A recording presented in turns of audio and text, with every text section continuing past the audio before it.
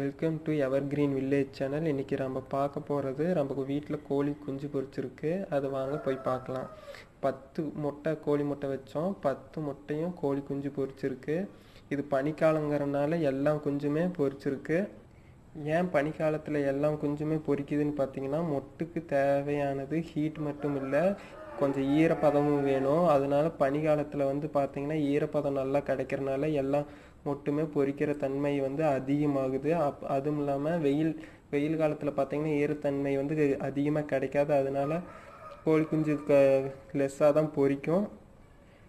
அதனால் வெயில் காலத்துலலாம் பார்த்தீங்கன்னா கோழி மொட்டுட்டோன்னா ஃப்ரிட்ஜில் எடுத்து வைக்கலாம். ஃப்ரிட்ஜ் இல்லாதவங்க பார்த்தீங்கன்னா உப்பு சட்டி இல்லைன்னா ஒரு பானையில் மண் போட்டு அந்த பானைக்குள்ளே வச்சுட்டு மேலே ஒரு தண்ணி உள்ள ஒரு தண்ணி ஊற்றி வச்சு ஒரு பாத்திரத்தை மேலே வச்சு மூடி வச்சிட்டிங்கன்னா அதுவும் ஒரு நல்ல கூலிங்காக இருக்கும் பானையில்.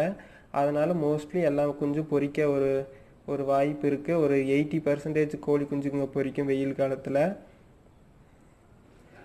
அது மட்டும் இல்லாமல் இப்போ கோழி குஞ்சு பொரிக்கிறது நிறையா முட்டையில் கரு உருவாகிரும். அப்புறம் கோழி குஞ்சு பொரிக்கிற டைமில் பார்த்தீங்கன்னா மொட்டை உடச்சி வெளியில் வர முடியாமல் அப்படியே முட்டைக்குள்ளேயே செத்துரும்.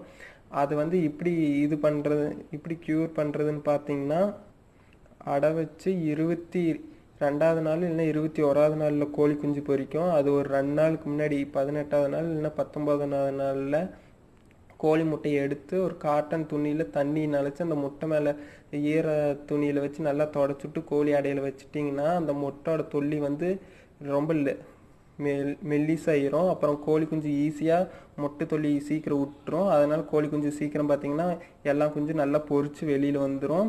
இப்போ பார்த்துக்கிட்டிங்கன்னா நான் அப்படி தான் பண்ணியிருந்தேன். இப்போ பாருங்கள், எல்லா குஞ்சுமே 10 குஞ்சுமே பொரிச்சிருச்சு. இதோ பாருங்கள்.